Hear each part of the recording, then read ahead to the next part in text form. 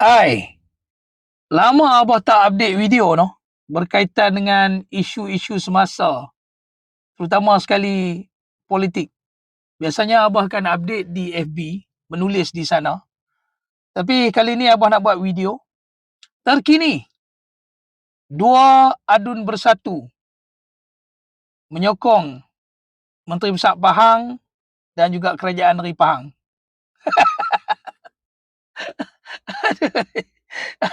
Kita semua tahu Kerajaan Negeri Pahang ni didominasi oleh UMNO Barisan Nasional bersama dengan Pakatan Harapan.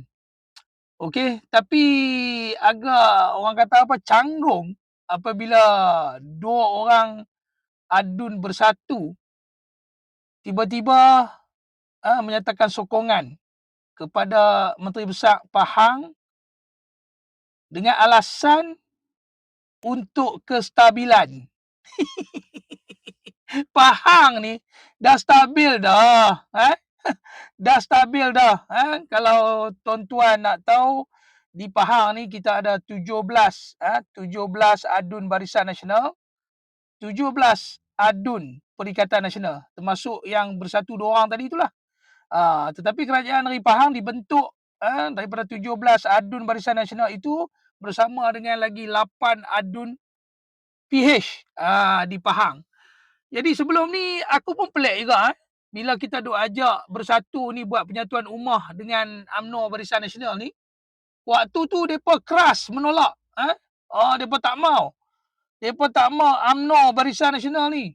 Depa pun seiring dengan geng-geng PH panggil UMNO BN ni penyakau.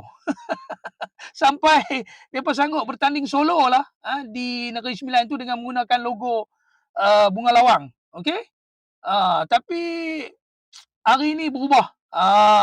Cuma abang nak beritahu, sebenarnya bukan pasal Pahang tuan-tuan. Sebenarnya pasal Selangor. Kita tengok perancangan pemimpin-pemimpin bersatu ni, yang mana sebelum ni kami dah bongkar, dah ulas lama dah.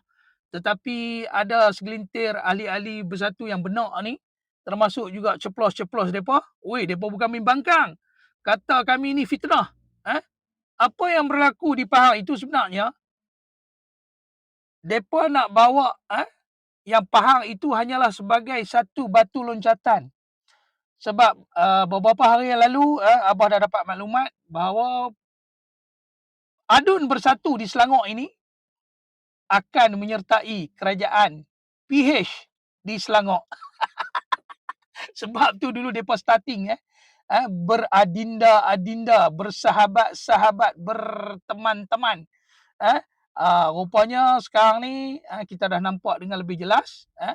Dan bila ditanya berkaitan dengan Selangor, adakah Selangor bakal menuruti adun-adun bersatu yang dua orang tu di Pahang? So pemimpin Selangor bersatu ni kata tidak mustahil. Rupanya depa dekat Selangor ni nak join PH. Untuk mengatakan apa, adun bersatu di Selangor ni ada 11 orang. Sebelum tu depa ada 12. Yang seorang tu adun Selat Kelang ni daripada bersatu ni dah awal lagi dah sokong PH ni. Ni tinggal lagi 11. Depa nak follow. Sebab apa, kerajaan Selangor ini masih berbaki lebih kurang 2 tahun penggal dia. Jadi kira tak nampak sangat lah konon-kononnya kan. Nanti depa pun rujuk dekat Pahang pun adun bersatu sokong kerajaan, kami dekat Selangor takkan tak boleh. Sebab tu kita nak kata, kita ni tak ada masalah. Hampa nak sokong siapa pun ikutlah. Politik ni segala berkemungkinan. Dan politik ni tak kekal. Maksudnya hang boleh berubah-ubah, tak apalah. Tapi cerita dia jangan menafikan. Jangan menafikan. So hari ni kita tengok, tak lama lagi hampa akan tengok adun-adun bersatu ni akan bersama dengan kerajaan PH DAP di Selangor ini.